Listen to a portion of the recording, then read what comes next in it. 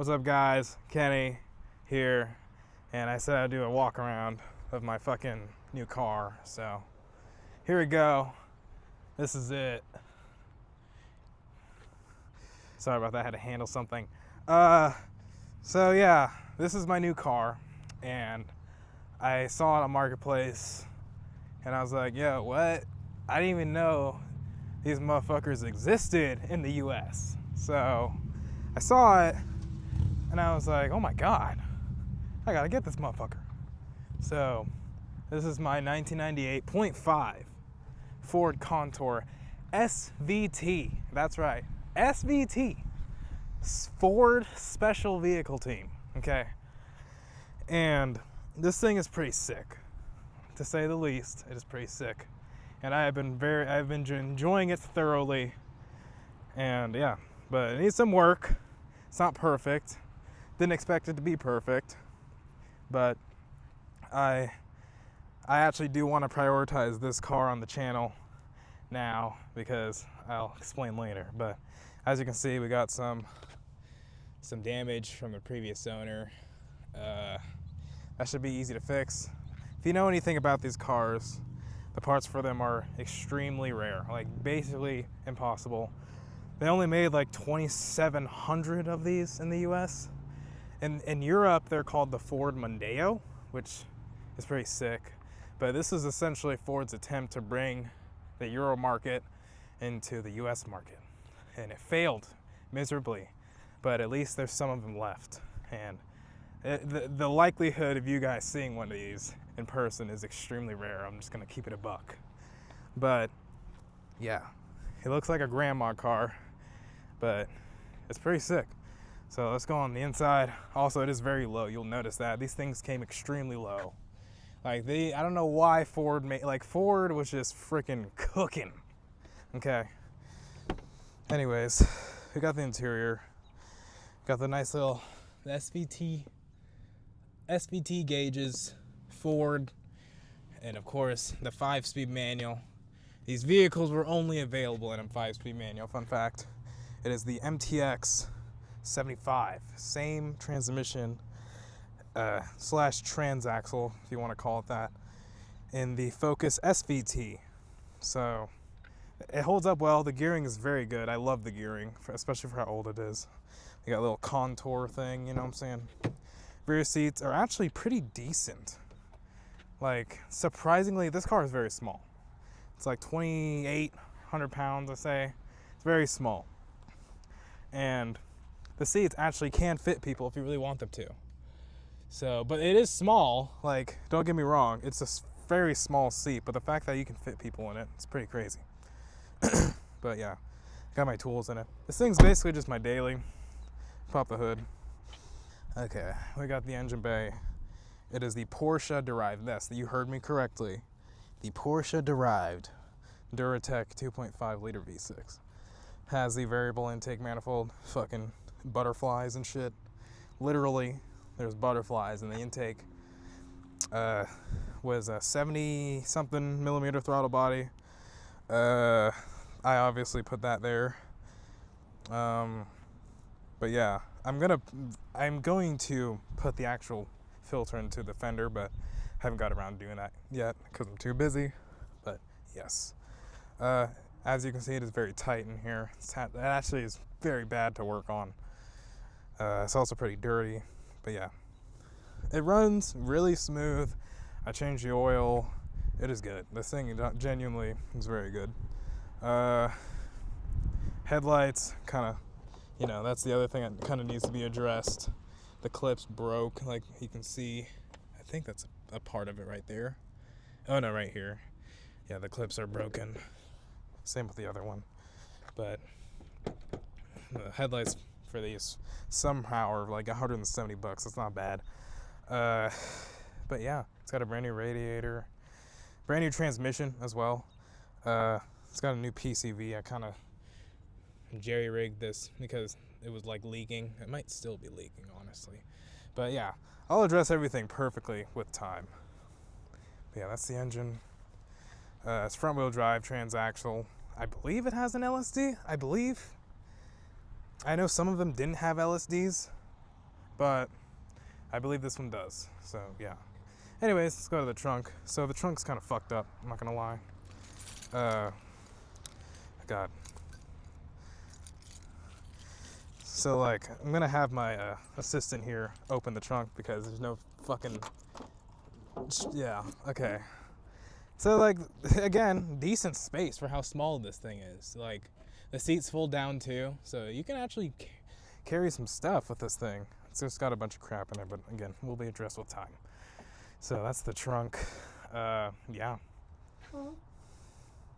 Okay, well I can show you guys how it sounds. So yeah, also seats are super comfortable, genuinely. Very good bolstering. Oh yeah, one thing I forgot to mention. This car has 4-wheel steering. Like literally, how, like, you know what I'm saying? It is fucking, it's pretty fire. It gets nasty. All right, anyways, let's start this bitch. 5-speed manual. Manual, baby. See, smooth as fuck. Smooth as shit. It's not completely cold, but it's not hot, but we can rev it a little bit. You know what I'm saying?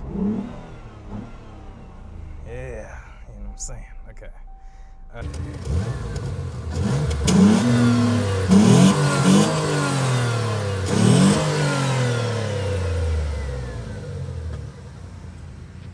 a little taste. You know what I'm saying? Okay, we'll get some sound from the front.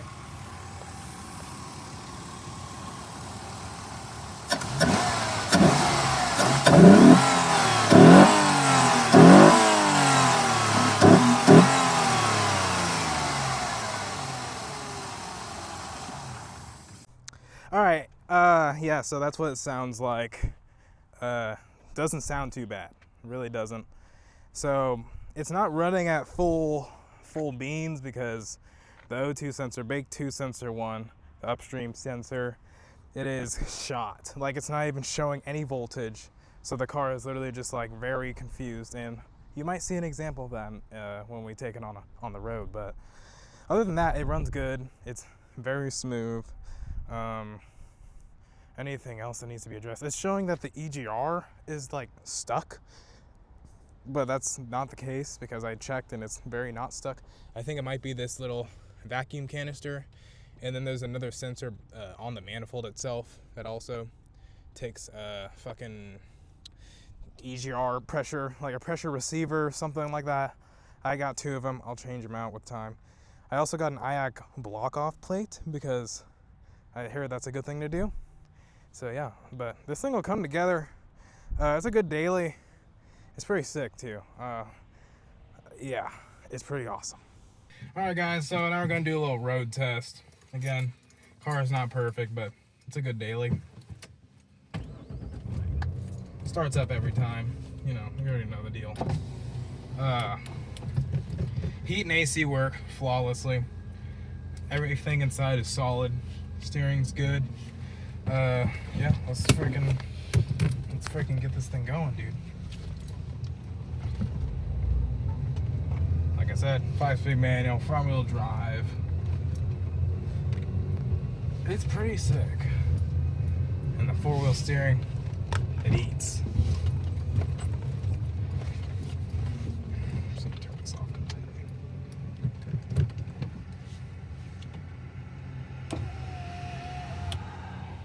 Nice and frosty. I didn't know I had auto windows until just now. That's nice.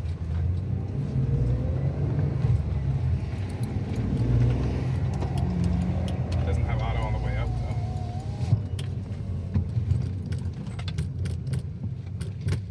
Wow. Holy shit.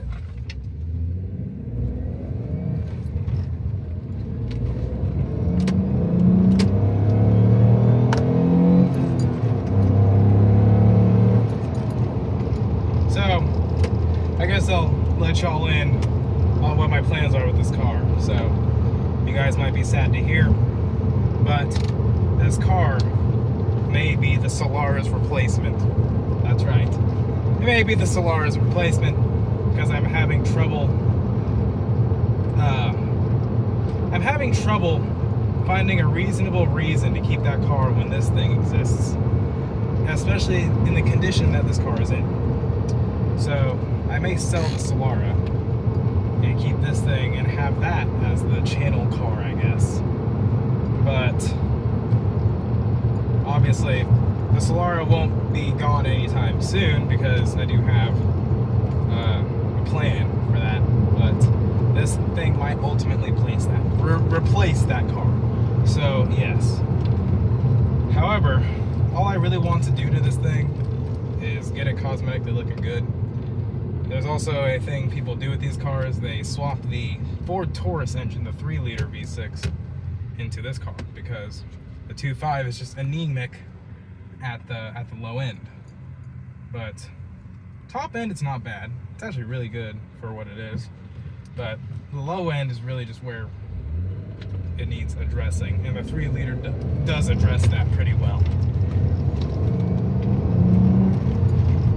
But yeah, the manual transmission also is just terrible because with the normal Mondeos and the Contour, the SEs, they use the rod shift. These are cable actuated, and as you can see, look how much play there is. Look how much play there is in gear. Only up and down, but that is just not ideal, okay? So that will be addressed as well. Yeah. You want to show it again since we went over the bump? Yeah, look. It's terrible. And it's even worse out of gear. Like, it should not, I feel like I don't want my car doing that. And also it pops out because of how bad it is. And the car just died. Yeah, that happens sometimes. Because the IAC is terrible.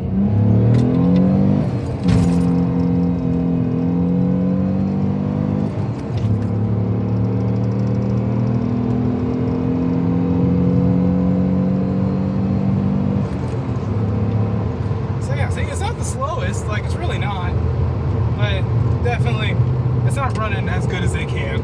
The O2 sensor is just definitely neutering the performance, but it's faster than the fucking TSX. Oh yeah, I sold the TSX, and this is essentially its replacement for the time being. But yeah, we'll get another rip that's better, not so immediate.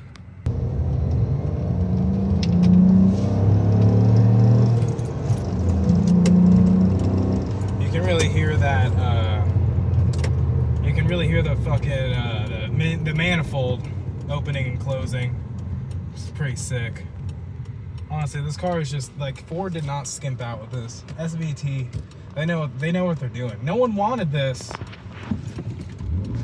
but it's pretty sick. Really bad steering radius, though.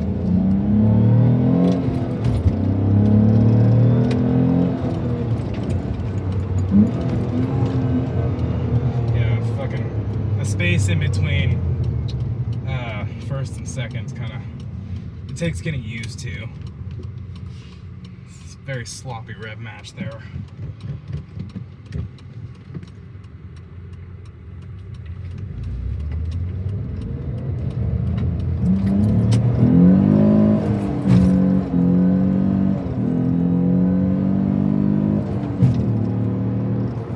Nice little burnout in third gear, okay.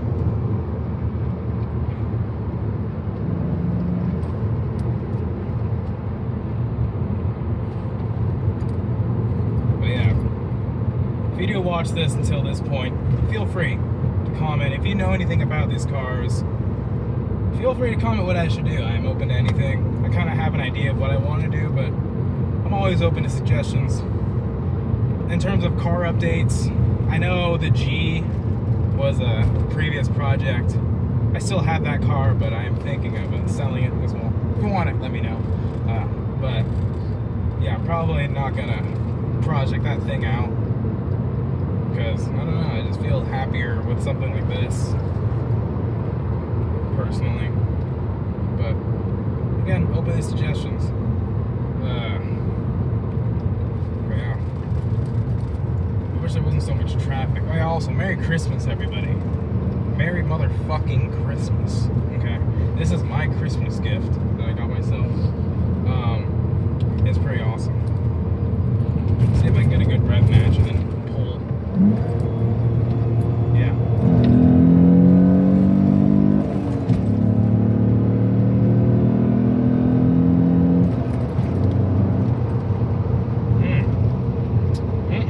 Yummy. Porsche Duratec. Yeah, I bet a lot of you guys didn't know that. Yeah, the fucking Duratec was a Porsche engine. Okay. Oh, here we go. Perfect. Let's see what it's like off the line. It's gonna be terrible. We're gonna get dusted by the CRV guys. 150, 130, some, probably like 100 even wheel horsepower right now.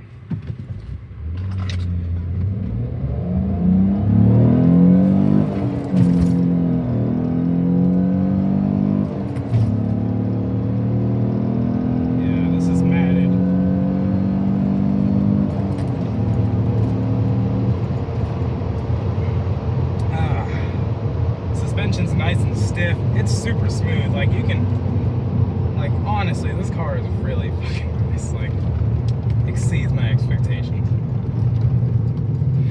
But yeah, that's pretty much it. Like and subscribe, you know, do all that shit.